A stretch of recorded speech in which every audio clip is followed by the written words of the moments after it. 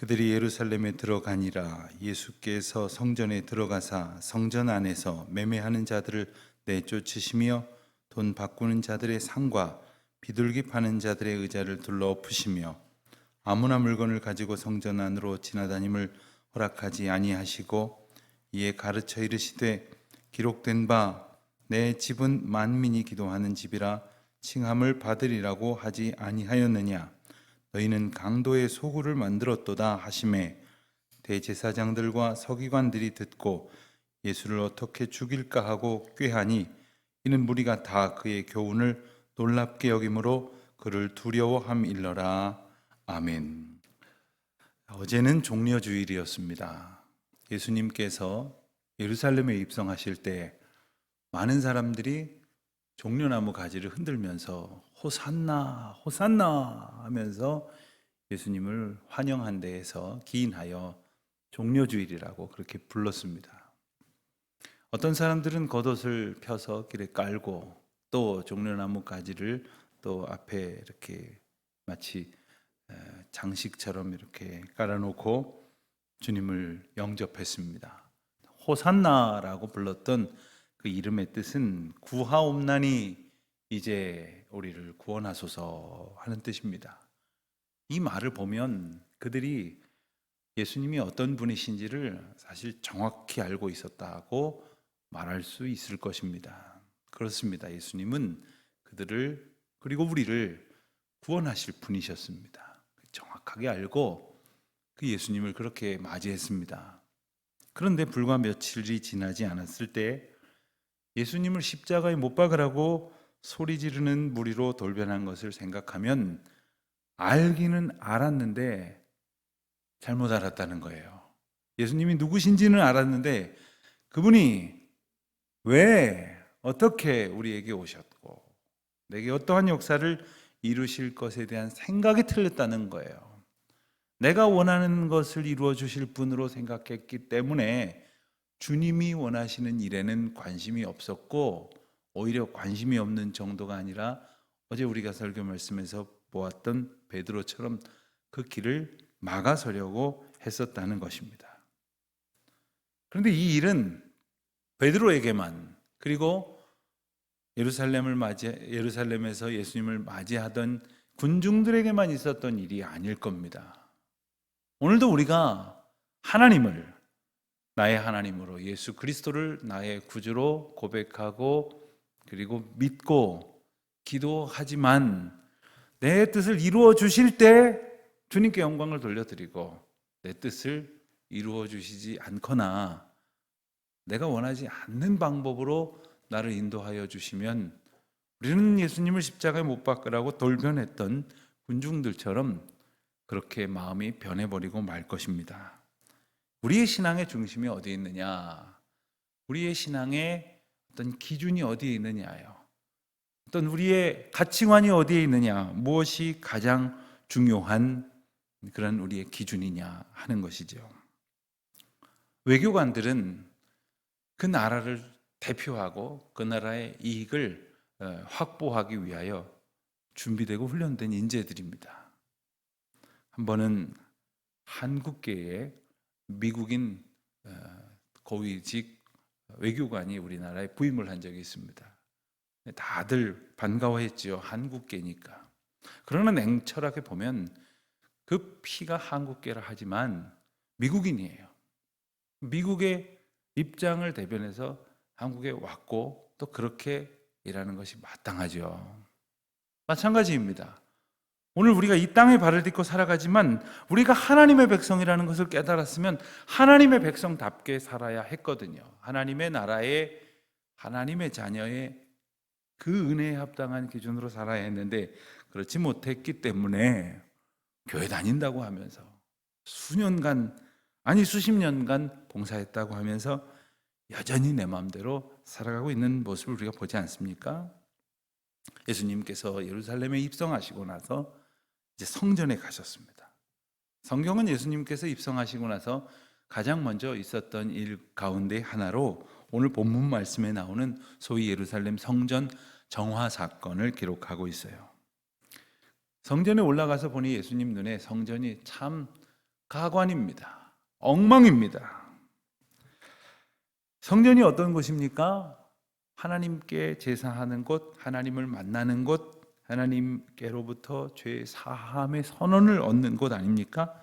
지극히 거룩하고 경건해야 할 분위기임에도 불구하고 오늘 말씀을 우리가 본 대로 그 안에는 매매하는 자들, 돈 바꾸는 자들, 이러한 자들로 넘쳐나고 있었다는 거예요. 유대인들에게 있어서 예루살렘 성전은 말할 것도 없이 참 특별한 곳입니다. 오늘날 우리의 예배당과는 근본적으로 다른 의미를 가지고 있습니다. 우리는 어디서든지 예배할 수 있죠.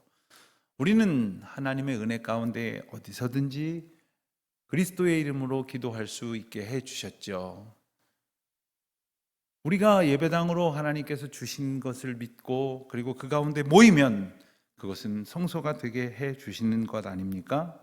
그래서 어디여도 특정한 장소가 아니라 어디에도 예배당에 들어설 수 있고 예배할 수 있는 겁니다. 그런데 유대인들에게 있어서 성전은 그런 게 아니었습니다.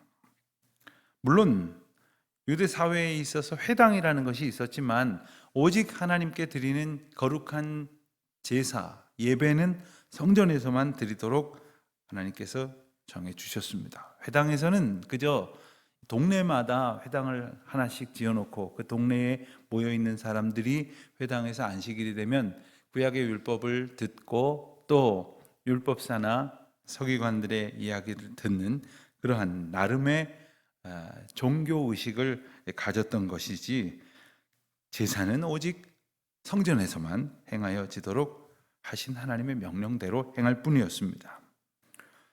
유대인들에게 있어서 제사는 말할 것도 없이 가장 중요한 종교 제의였습니다. 하나님께 나아가고 또 하나님을 만나는 유일한 방법이었습니다. 제사함을 얻고 그리고 제사장은 그 제물로 드려진 그 제물의 그 피를 들고 지성소로 들어갈 때에 하나님의 임재를 경험하고 그리고 하나님의 죄의 용서가 가능했던 것이죠. 그렇게 성전에서만 이 제사가 가능했기 때문에 모든 유대인들은 1년에 한 번 이상은 반드시 성전에 나와야만 했습니다. 특별히 멀리 사는 사람들은 한 번 성전에 예루살렘 성전에 오는 것이 아주 큰 일이었겠죠. 그리고 특별히 6월절과 같은 명절에는 더더욱이 모든 사람들이 와 있어야 했습니다. 예수님께서 십자가를 지신 그 한 주간 바로 6월절 때였습니다. 그렇기에 예루살렘 성전은 아마도 각처에서 모여든 사람들로 넘쳐났을 것입니다.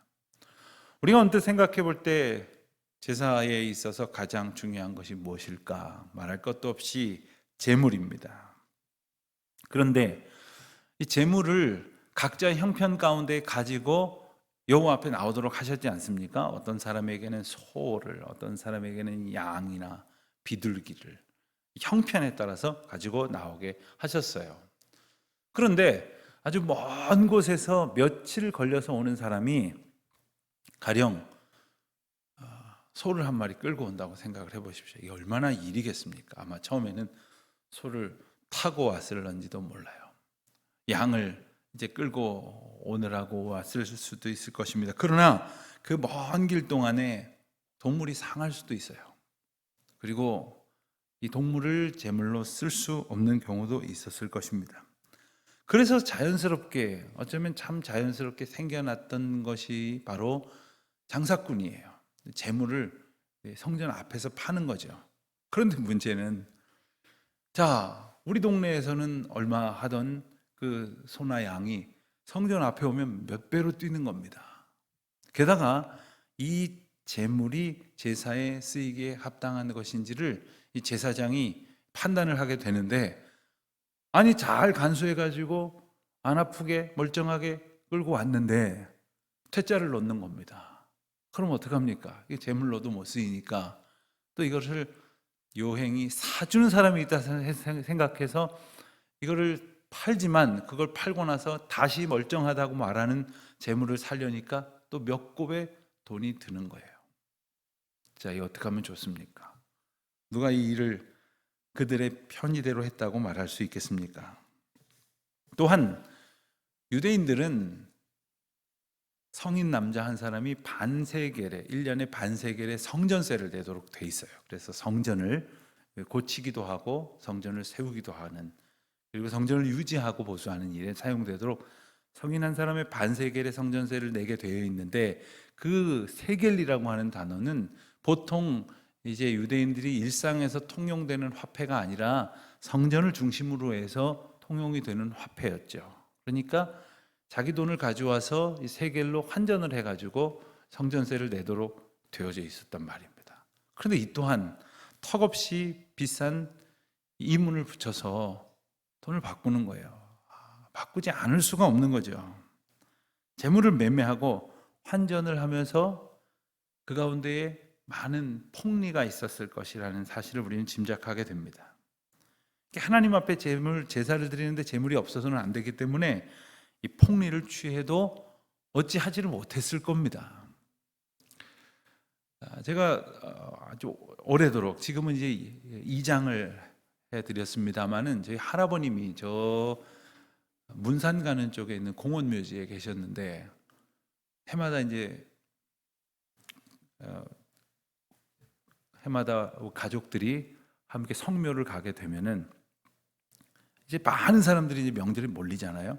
그러다 보니까 막 이리 치이고 저리 치이고, 그때는 자동차도 없었기 때문에 기차도 타고 시외 버스도 타고 그러고 갔습니다. 다 겨우 도착을 해서 보면 그 앞에, 그 공원 묘지 앞에 꽃 장사들이 있어요. 꽃 장사들이 있는데 그제서야 생각이 난 겁니다. 아침에 서둘러서 오느라고 꽃을 준비를 못했어요.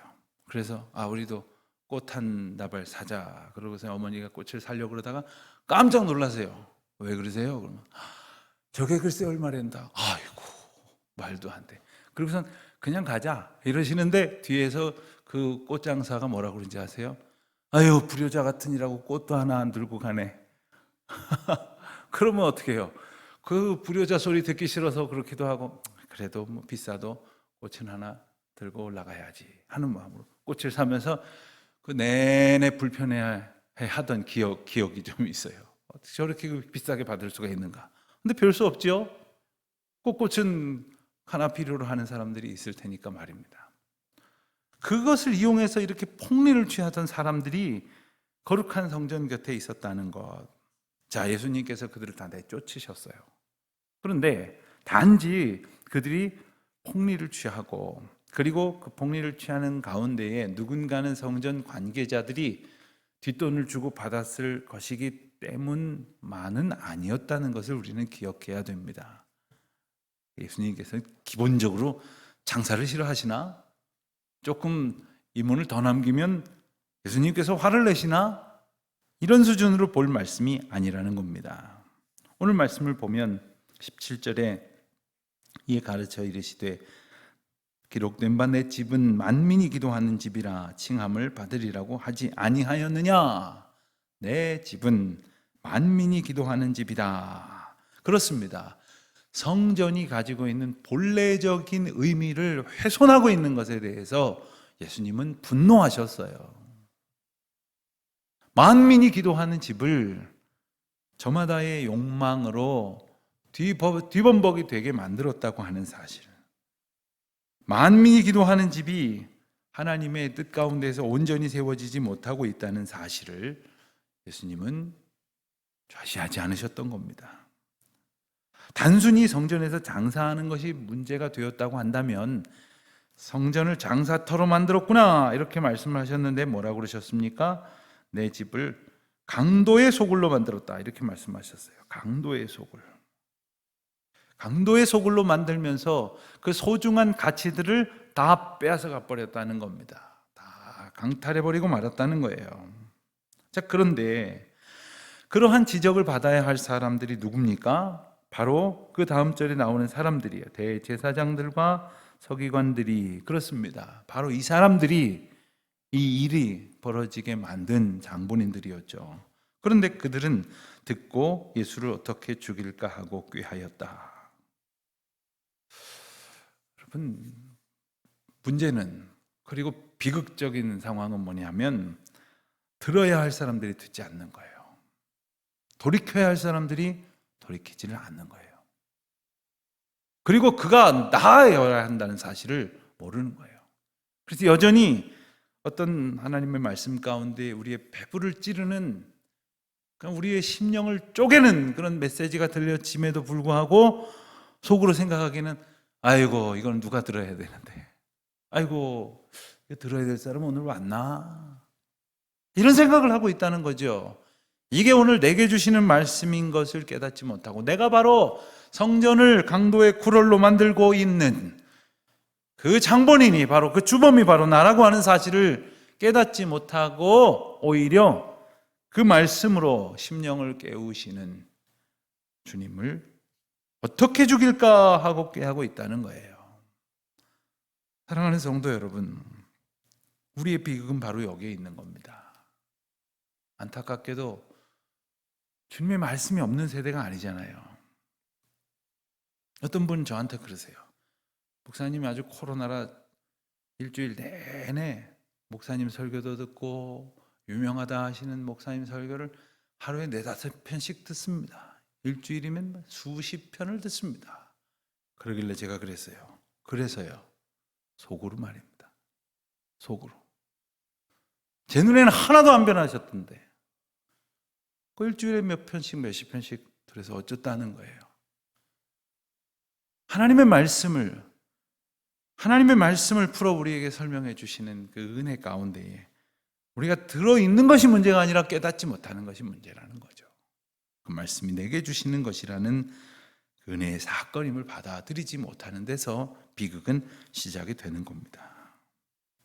대제사장들과 서기관들이 듣고 예수를 어떻게 죽일까 하고 꾀하니, 그리고 그가 깨달은 이유를 보면 더 안타까운 마음이 드는 거야. 이것은 18절 하반절입니다. 무리가 다 그의 교훈을 놀랍게 여김으로 그를 두려워함이니라. 그렇습니다. 많은 무리가 예수님의 교훈을 놀랍게 여기고 있어요. 그거라도 눈치를 챘어야죠. 그것만으로라도 정신을 차렸어야죠.